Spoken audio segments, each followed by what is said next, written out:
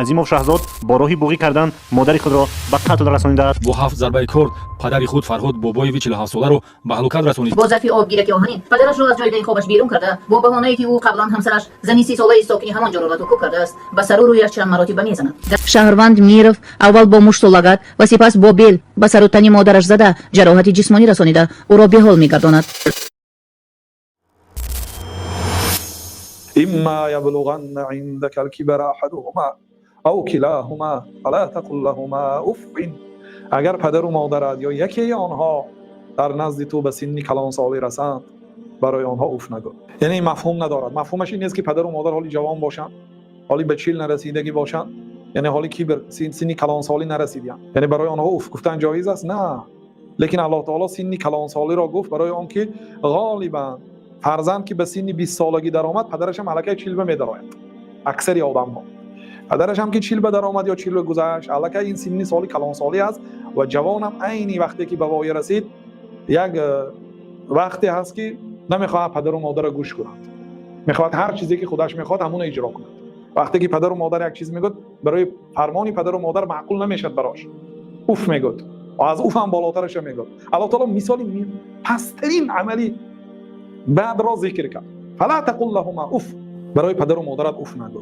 در قرآن نیست که به پدر و مادر رو نزنید، به پدر و مادر داد نزنید، به پدر و مادر غضب نکنید. اینا در قرآن نیست. قرآن بسیار سخن عظیم هست، سخن معجز هست، جامع هست. فلا تقل لهما اوف، اوف نگو برای آنها.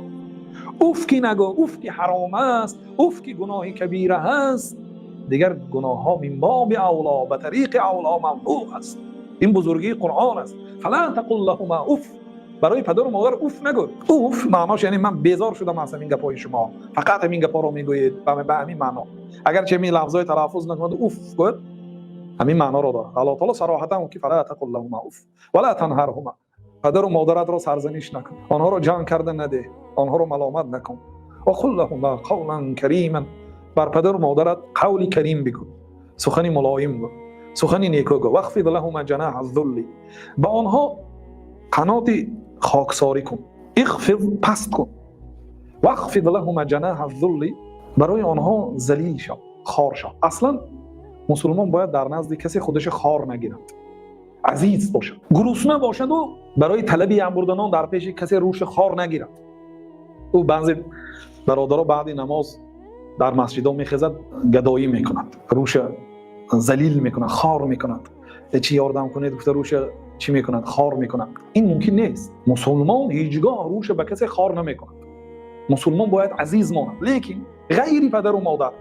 واخفض لهما جناح الذل من الرحمه، بر پدر و مادرت قناتت پست کن، قنات خاکساری کن، کلانیگریت بر پدر و مادرت نکن. در زندان بودیم، قاعده زندان شهر خوجند همین بود که همین یک کارمند زندان که از در وارد شد باید همه از جا برخیزند. همه آدمی 73 ساله هست، 80 ساله هست، اکثری مردم 30-40 ساله هستند. به همین یک کودک 18 ساله‌ای که فقط در لباسش ترتنش همین لباسی کارمندان را دارد، برای همین لباس یعنی یگانه فرقیتش از دیگرها همین است و خرد است، از در درآمد همه از جا میخیست. بعد همین آیات به خاطرم بسیار میاد. بسیاری آدم‌ها پدر و مادرش اگر در یک روز 10 بار درآمده بیاد 10 بار از جاش نمیخیزد، احترام نسبت دید. لیکن همین یک آدمی ناکس از در 10 بار درآید 10 بار اگرچه 80 ساله هستید باید از جا بخیزید، اما بر پدر و مادر خود همین کارا نمیکنه. الله تعالی میگه واخفض لهما جناح الذل، قنات خاکساری به آنها پست کن، یعنی به آنها خودت عزیز و کلام نگیر.